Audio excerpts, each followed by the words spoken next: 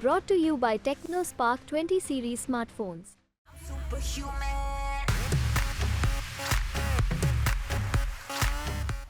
India गठबंधन को आप कैसे देखते हैं? 9-10 महीने पहले बड़ी उम्मीदों के साथ इंडिया गठबंधन का गठन शुरू हुआ और ये लगा कि 2024 का चुनाव आते आते एक मजबूत विपक्ष सामूहिक तौर पर बीजेपी या एनडीए के खिलाफ खड़ा होगा।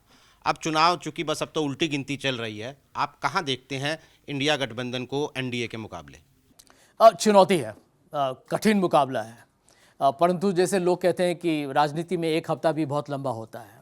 मुझे लगता है कि कम से कम आम आदमी पार्टी और समाजवादी पार्टी के साथ जो एक समझौता हुआ है, उसके कारण एक उसमें कोई दो राय नहीं है कि वो एक सकारात्मक एक स्टेप आगे का है।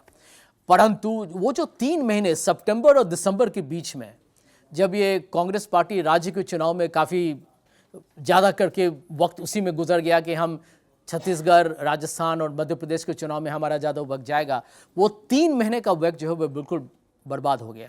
वो नहीं होना चाहिए था। देखिए, आपको पॉलिटिक्स में मल्टीटास्क करना पड़ेगा, क्योंकि हम लोग स्टेट असेंबली इलेक्शन से फोकस्ड हैं।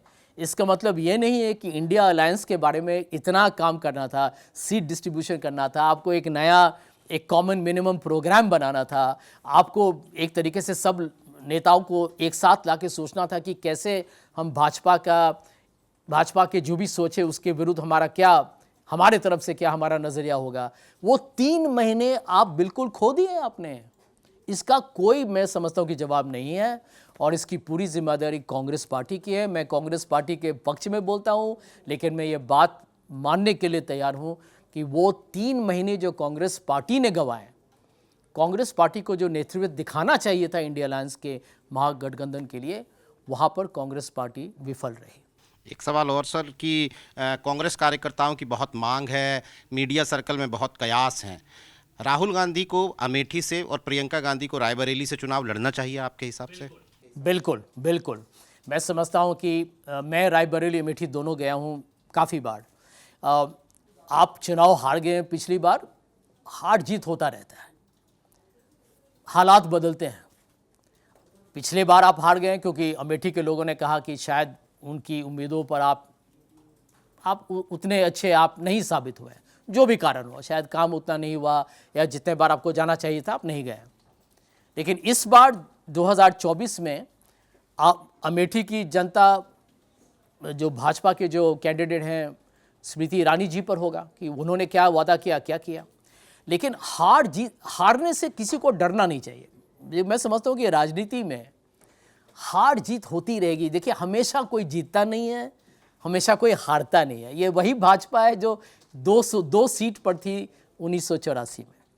ये वही कांग्रेस है जो 414 सीट पे थी और आज 52 पे है। लेकिन ये बदल जाता है।